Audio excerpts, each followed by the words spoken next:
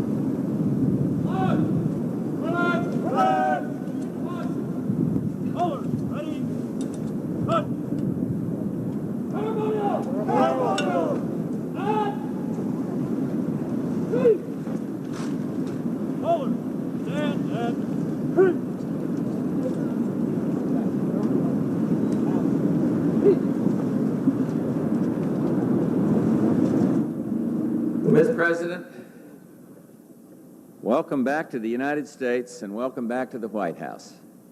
You last visited our country just months after the miracle of people power, and the changes in your country since that time are truly exciting.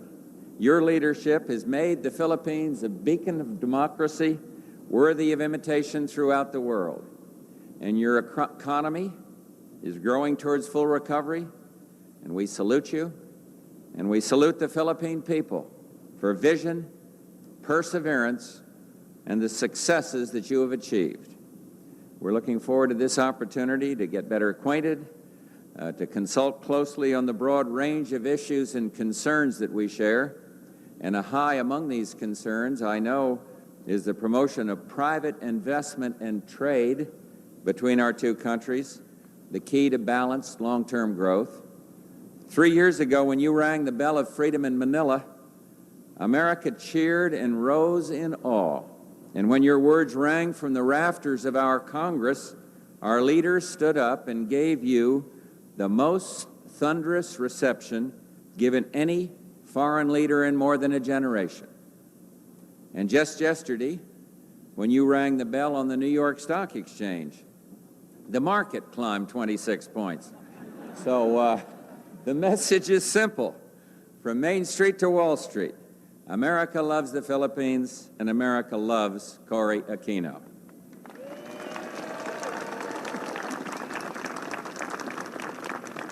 And you deserve our help, and you will get it. And I pledge our continuing assistance to your government, and that means security assistance, as well as aid to economic development. And it means cooperating in your important debt reduction program. Your priorities are our priorities: reform, administrative and economic, recovery, new investment, encouraged by sound infrastructure and sound policies, renewal, help with alleviating poverty and preserving the environment, resistance to the murderous anti-democratic forces of the communist insurgency. Earlier this year, Americans' Independence Day marked the successful launch of the Multilateral Assistance Initiative. This unique program, developed with Japan and the World Bank and the International Monetary Fund and other donors, bolsters your efforts to refuel and restructure the Philippine economy. And today, Congress stands ready to provide support for the first year of America's contribution to this initiative. And my appointment of one of our most preeminent statesmen, Ambassador Elliot Richardson, as my personal representative for the initiative shows the priority we accord to its success. With your government's continued dedication to administrative reform, effective project implementation, economic restructuring, the promise of this initiative will be fulfilled. It is fitting, President Aquino, that you should visit as we approach a Veterans Day weekend. In the darkest nights of this democracy, in the days immediately following Pearl Harbor, Americans and Filipinos fought and died together. hallowed names like Bataan and Corregidor will always bind us together in pride as well as sorrow. It was because so many Philippine citizens sacrificed their lives that General MacArthur was able to wade ashore at Leyte Gulf. With Philippine President Osmeña, MacArthur had returned, and fighting side by side with your country, victory was achieved. On a personal note, 45 years ago, almost to this very day, I was a 20-year-old kid piloting a torpedo plane on a raid against enemy shipping in Manila Bay. The exact date, I think, was November 13th. And President Aquino has often spoken of her belief that God has a plan. And I don't doubt it. For looking back today, I realize that as I safely flew back to that ship on that November day in 1944, somewhere far below was the town of San Mateo, where an 11-year-old girl, a convent student, waited with her family. And she was a remarkable child, devoted to her studies and to her faith, fiercely proud of her family and her people. And today, it is a privilege and an honor for me to welcome her to the White House, the elected leader of the Republic of the Philippines, President Corazon Aquino.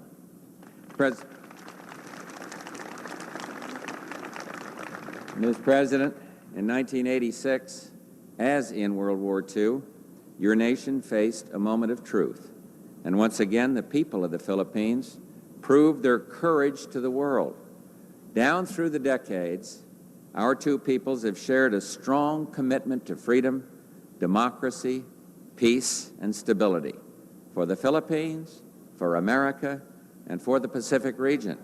And you noted here 3 years ago that the recovery of democracy brought with it the ability to deal with your major ally on an equal footing, the only basis for a relationship between friends.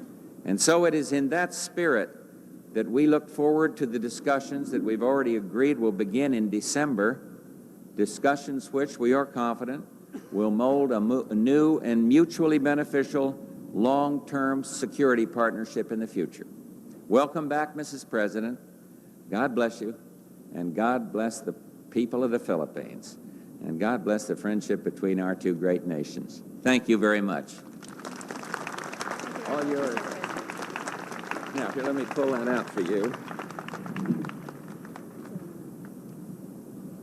I'll put this down because it makes it a little easier to put those papers on. Thank you. Mr. President, 3 years ago, I came to Washington as the head of a country still reeling from 2 decades of misrule. With its economy just beginning to stir back to life, I stood here nonetheless as the representative of the Filipino people with a great deal of pride.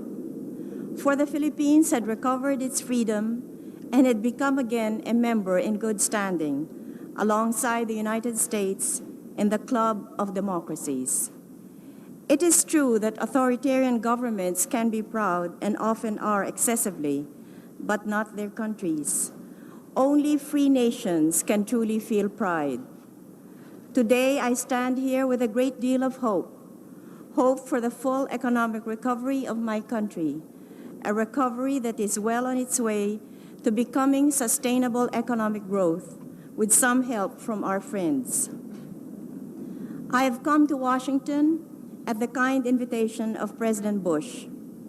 With him and with Vice President Dan Quayle, State Secretary James Baker, Treasury Secretary Nicholas Brady, and other officials, I hope to discuss a wide variety of issues affecting Philippine-American relations in line with the United States' long efforts to maintain stability, foster peace, encourage freedom, and uplift the living standards of peoples throughout the world. We will raise particularly the means by which the Philippines and the United States can cooperate in more areas to our mutual economic benefit.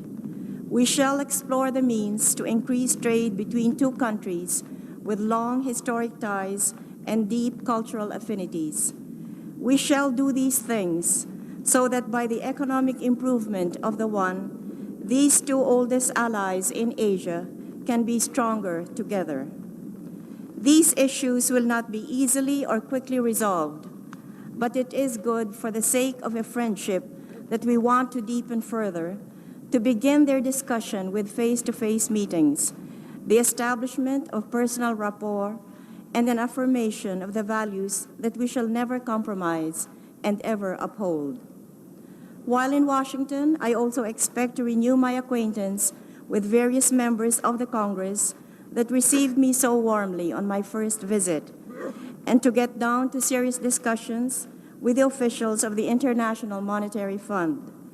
And equally important, I shall be renewing contacts with the Filipino communities in the cities I shall visit, for they represent in the most vivid way for Americans the other side of the longest-standing alliance for peace in the Pacific. I'm so happy to be back. Thank you very much. Congratulations. We're just going to dismiss the troops, and then we'll go into